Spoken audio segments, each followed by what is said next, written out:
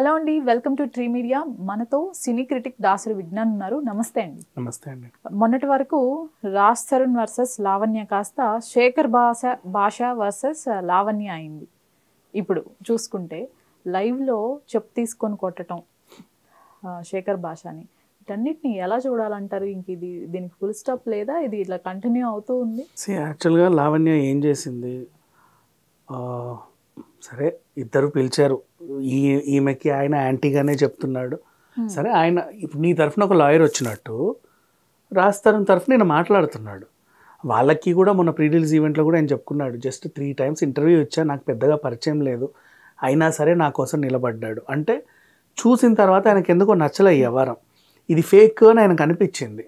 అందుకు తను గట్టిగా వాయిస్ ఇస్తున్నాడు. అండ్ ఆ తర్వాత అలాగే ఆ వాయిస్ రికార్డులు విన్న వాళ్ళు ఎవ్వరు కూడా లావణ్య గురించి పాజిటివ్గా ఏమన్నా మాట్లాడతారా? ఆ బూతులు విన్న వాళ్ళు ఎవ్వరు కూడా మాట్లాడరు.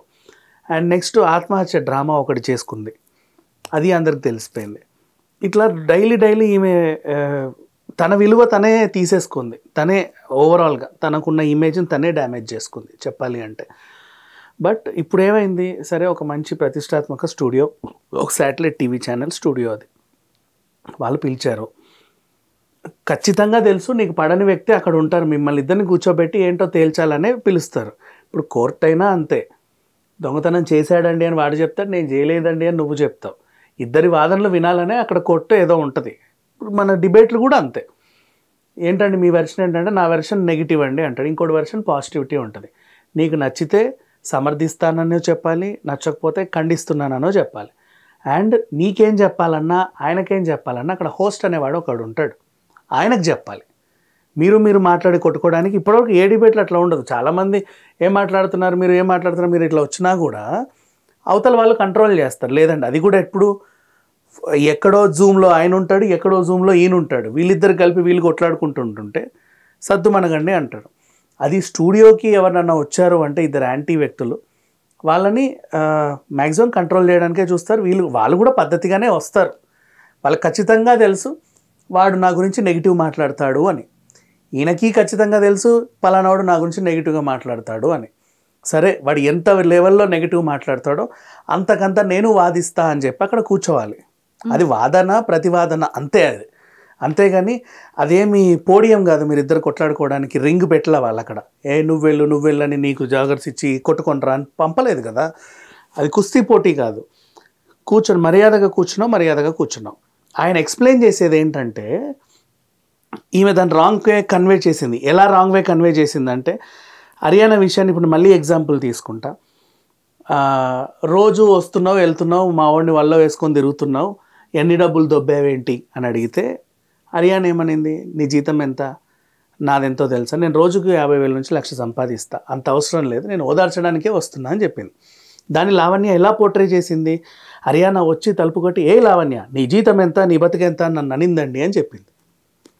చెప్పడం వేరు, అక్కడ జరిగిన సిచ్యువేషన్ వేరు. ఇక్కడ లైవ్లో జరిగిన సిచ్యువేషన్నే ఆమె రాంగ్ వేలో పోర్ట్రే చేసింది. ఏమని, చిన్నపిల్లలండి, చిన్న పిల్లలకి డ్రగ్ అలవాట్లు చేస్తే వాళ్ళు ఏమవుతారు, చిన్నపిల్లలు అంటే ఇంత చిన్న పిల్లలు బుడ్డి పిల్లలని కాదు దాని అర్థం. ఇప్పుడు మనం బీటెక్లో ఉన్నామనుకో, మా ఫ్రెండ్ తమ్ముడికి ఎవడికో ఇంటర్ ఉంటాడు, వాడికి తాగుడు అలవాటు ఉంటుంది, సిగరెట్లో అలవాటు ఉంటుంది. వీళ్ళిద్దరు కలిసి కూర్చున్నప్పుడు వీడికి ఏదైనా డ్రగ్ అడిక్ట్ ఉంటే వాడు అడిక్ట్ అవుతాడు. చిన్నపిల్లలు అంటే వాళ్ళు మనకంటే చిన్నపిల్లలు అని దాని అర్థం. అంతేగాని అప్పుడే పుట్టిన పిల్లలకి ఇలా పోలియో డ్రగ్స్ వేస్తుందని ఆయన చెప్పాల. దాన్ని ఆవిడ పోటీ చిన్నపిల్లలకి నేను డ్రగ్స్ ఇస్తున్నానని ఎలా చెప్తాడు అని చెప్పేసి అరిచింది. ఆ అరవడానికి ముందు ఏం చేసింది, తను మాట్లాడుతూ ఉంటే, తను హోస్ట్తో మాట్లాడుతూ ఉంటే పక్కన కూర్చొని చెప్పు తీసుకొని కొట్టింది. ఇది చాలా పెద్ద తప్పు, ఇట్స్ అన్ అఫెన్స్. ఇప్పుడు అదే వాడు కొట్టలేడా, తిరిగి ఈడ్చి పీకొచ్చు, పెద్ద విషయం కాదు అది, అదే లైవ్ స్టూడియోలో. కానీ ఎందుకు ఓర్చుకున్నాడు అంటే, ఇప్పుడు మన ఇంట్లోనే మన సొంత తమ్ముడు ఒకడు ఉంటాడు అనుకోండి, వాడికి మానసికంగా సరిగ్గా ఉండదు, ఇట్లా ఉంటాడు, పిచ్చోడు అనుకోండి ఫర్ ఎగ్జాంపుల్, సింపుల్గా చెప్పాలంటే. నీ చెయ్యి కొరికాడు, నీకు బ్లడ్ వస్తుంది, వాడిని కొడతావా? కొట్టలేవు, ఆ బాధను అనుభవిస్తావు అంతే. ఎందుకు అంటే నువ్వు బాధపడుతున్నే వాడి మీద జాలి కూడా చూపిస్తావు, బికాస్ తన మెంటల్ స్టెబిలిటీ సరిగ్గా లేదు అని. పాషా కూడా ఆమెను ఎప్పటి నుంచో అర్థం చేసుకున్నాడు, ఈమెకి మెంటల్ కండిషన్ సరిగ్గా లేదు అని. సో ఆమె చెప్పుతో కొట్టినా, మీద పడి రక్కినా, గోకినా, గిచ్చినా, కొరికినా సరే భరించాడు, మళ్ళీ అక్కడే కూర్చున్నాడు. ఇది జరిగిన సిట్యువేషన్. అయితే ఇతను కొట్టిన తర్వాత లావణ్య వాకౌట్ చేసినట్లుంది కదా, లావణ్య బయటికి వెళ్ళిపోయిన. ఇంకా అక్కడ కొట్టిన తర్వాత ఇంకా లావణ్య అనే పదం గురించి మాట్లాడుకోవడమే సిగ్గుచెట్టు. ఫస్ట్ ఆఫ్ ఆల్ ఆమె అక్కడ ఉన్నా ఒకటే, ఊడినా ఒకటే, ఇంకేవాడికి ఫోన్లు చేసినా ఒకటే, ఆమె అడ్వకేట్ని తెచ్చుకున్నా ఒకటే, ఆ డిబేట్ కంటిన్యూ అయినా ఒకటే. ఎప్పుడైతే నువ్వు పాల్గొన్న ఒక డిబేట్లో నీతో సహా అవతల మనిషి కూర్చున్నప్పుడు నీ దగ్గర వాదించడానికి ఏ టాపిక్ లేక, సమాధానం లేక నువ్వు మీద పడి దాడి చేసావో అప్పుడే ఇంకా నీ గురించి మాట్లాడడానికి ఏమీ లేదు ఇంకా చెప్పాలి అంటే. ఎప్పటి నుంచో ప్లాన్ చేసుకొని ఎగ్జాక్ట్లీ. నువ్వు 10 ఛానల్స్కి వెళ్తున్నావు, ఆయన 10 ఛానల్స్కి వెళ్తున్నాడు. నువ్వు ఎవరి మీద ఎలిగేషన్ చేసావు, ఆయన బయటికి రావట్లేదు. ఎందుకైనా రావట్లేదు అంటే ఆయన నమ్ముకొని 2 సినిమాలు ఉన్నాయి, ఆ ప్రొడ్యూసర్ల గురించి ఆలోచించి తను రాల. కానీ అతని తరఫున వకాల్తా పుచ్చుకొని ఒక స్నేహితుడు, ఆ స్నేహితుడికి కూడా రోజు వాళ్ళు ఒకే కంచంలో తిని ఒకే మంచంలో పడుకునే ఫ్రెండ్స్ అయితే కాదు, ఏదో ఒక చిన్న ఫ్రెండ్షిప్, ఉడతా భక్తిగా సహాయం చేశాడు. ఆయన్ని కూడా చాలా ఛానల్స్ పిలుస్తున్నాయి. అంటే రాజ్ తరుణ్ తరఫున వాయిస్ రేస్ చేయడానికి ఒక ఆయన వచ్చాడు అని ఆయనంతా చెప్తున్నాయి. మొన్న ఏమన్నావు, ఈయన బిగ్ బాస్కి వెళ్ళడానికి ఇట్లాంటి టాక్టిక్స్ అన్ని ప్లే చేస్తున్నాడు. ఒకవేళ ఈయన నిజంగా బిగ్ బాస్కి వెళ్తే అది నా వల్లే, నేను నా ముష్టే అన్నట్టుగా మాట్లాడింది. ఈ యారోగెన్స్ ఉన్నటువంటి ఈ మనిషికి ఎప్పుడన్నా వస్తే నిజం చెప్పుతో కొట్టాలా అన్నట్టు ఉంటుంది మైండ్లో. ఇవాళ వస్తున్నాడంట, రాని వాడి సంగతి చెప్తా నేను, చూస్తున్నాను నేను లైవ్లో వాడిని చెప్పు తీసుకొట్టకపోతే చూడు అంటే ఒక అవతల మనిషికి అవమానం జరగాలి అనేది లావణ్య టార్గెట్. ఇది ఇంకో దఫాలో కూడా ఎలా చేసిందో చెప్తా. ఇప్పుడు మళ్ళీ లావణ్యకి శేఖర్ పాషానే కాదు, నెక్స్ట్ ఇప్పుడు ఇక్కడ నుంచి ఇంకోటి మొదలు పెడితే వాళ్ళ పేరెంట్స్ని కూడా డ్యామేజ్ చేయాలని చూసింది ఇమేజ్ని. రాజ్ తరుణ్ వాళ్ళ పేరెంట్స్ బసవరాజు, రాజలక్ష్మి వాళ్ళిద్దరూ కాకతీయ హిల్స్లో ఒక ఏదో ఉన్నారు, జస్ట్ ఒక అపార్ట్మెంట్. మా అమ్మ నాన్న బయటికి వచ్చారు, మా అల్లుడు గారు వెరీ గుడ్ అని వాళ్ళ నాన్న, మా అమ్మ నాన్న బయటకు వచ్చారు. ఇప్పుడు నేను బయటకు వచ్చా, రాజ్ తరుణ్ ఇమేజ్ పాడైంది, నేను పలానా వాళ్ళ పేర్లు చెప్పా, ఓకే అందరూ బాగానే ఉన్నారు. నా తరఫున మళ్ళీ మా అమ్మ నాన్న కూడా రోడ్డున పడ్డారు, అంటే 10 ఛానళ్ళు కవర్ చేసాయి.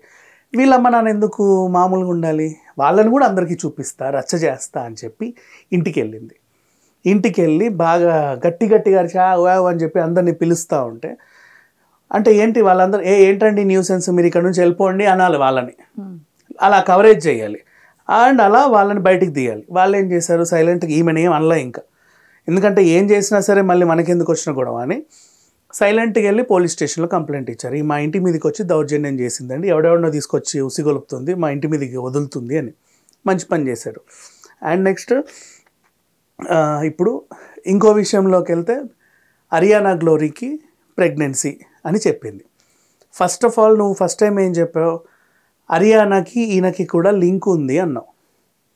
ఇప్పుడు దీన్ని ఎలా చూడాలి అంటే, నువ్వు ఫస్ట్ నార్సింగి పోలీస్ స్టేషన్కి వెళ్ళి ఏం చెప్పావు, నాకు పలానోడు తరఫున ప్రాణహాని ఉందండి, నన్ను చంపేస్తానని బెదిరిస్తున్నాడు అని ఒకటి, నన్ను వాడుకొని వదిలేశాడండి, పెళ్లి చేసుకుంటానని మోసం చేశాడు అనేది 2. తర్వాత దీనికి వెయిటేజ్ ఇవ్వడం కోసం 3-4 రోజుల తర్వాత అబార్షన్ అనేది పెట్టావు. సేమ్ ఇప్పుడు అంటే ఫస్ట్ డేనే చెప్పాలి ఏమైనా ఉంటే. హర్యానాతో కూడా తిరుగుతున్నాడు, హర్యానాకి ఎఫైర్ ఉంది అని చెప్పిన రోజే హర్యానా కూడా ఇతనితో అదేంటిది ప్రెగ్నెంట్ అయిందండి అని ఆ రోజే చెప్పాలి. ఇప్పుడు చెప్పావు, నిన్న చెప్పావు. దాని అర్థం ఏంటి, ఏదన్నా ఒక ఎలిగేషన్ పాస్ చేసి దానికి వెయిటేజ్ ఇవ్వడం కోసం రోజుకో బూస్టర్ డోస్ ఇస్తుంది దాన్ని మెల్లిగా వెళ్ళడానికి. ఇప్పుడు సేమ్ అరియానా గ్లోరీ కూడా ఆ రోజు నుంచి ఈ రోజు వరకు నోరిప్పల, ఈమె నోట్లో మనం నోరెందుకు పెట్టడం అని చెప్పేసి ఆమె ఆల్రెడీ దిగజారిపోయింది, మనం కూడా ఆ స్థాయికి ఎందుకు వెళ్ళాలి అని సైలెంట్గా ఉంది. నెక్స్ట్ ఇప్పుడు హర్యానా నిజంగా ఈ మీద డిఫెమేషన్ వేయొచ్చు. ఒకటి, నన్ను ఒక అబ్బాయికి అంటగట్టావు, సరే పర్వాలేదు, సమాజంలో నాకు కొంచెం డ్యామేజ్ అయింది. ఇప్పుడు ఒక ఆడది బయటికి వచ్చి నాకు పలానా ఆయనతో ప్రెగ్నెంట్ అయ్యాను అని చెప్తుంది. ఏ ఆధారంతో చెప్పింది, ఏ రోజు నేను ప్రెగ్నెంట్ అయ్యాను, ఎలా నాకు అబార్షన్ అయ్యింది, ఈమె చెప్పాల్సిన అవసరం ఉంది. ఇప్పుడు ఆ డీటెయిల్స్ ఈమె బయట పెట్టకపోతే హర్యానా డిఫెమేషన్ వేసి ఈమె ఖచ్చితంగా జైలుకి వెళ్తుంది. ఆల్రెడీ శేఖర్ పాషన్ లైవ్లో కొట్టినందుకు కూడా ఈమెను పనిష్ చేయాలి యాక్చువల్గా చెప్పాలి అంటే.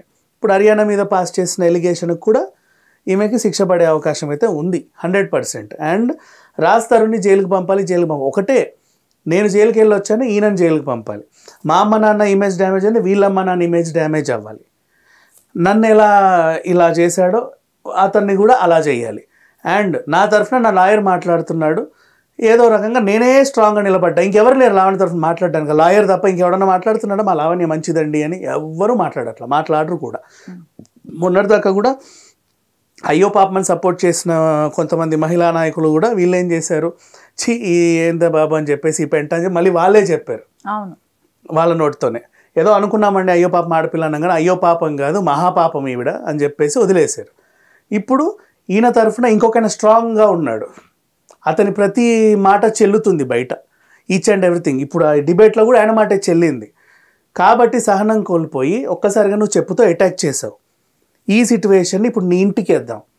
11 ఏళ్ళు రాస్తారుని ఎన్ని విధాలుగా హింస పెట్టుండొచ్చు. అంటే నీకు నచ్చని ఒక మాట వస్తే నువ్వు చెప్పిసిరావు, నీకు నచ్చని పనులన్నీ చేశాడు. మరి ఇంట్లోనే ఉండి నీవు కింద ఉన్నావు, ఆయన పైన ఉన్నాడు, ఆయన చేసేవేవి నీకు నచ్చల, ఆయన దగ్గరకు వచ్చే వాళ్ళు ఎవరు నీకు ఇష్టం లేదు, ఆయన ఎవరితో తిరిగినా నీకు ఇష్టం లేదు, ఆయన చేసే ఏ పని నీకు ఇష్టం. చివరికి పార్సల్ కూడా ఆయన పార్సల్ అయిందే, నీ పార్సల్ నీదే, జొమాటోలు జెప్టోలు వచ్చినా కూడా నీకేవి నచ్చల.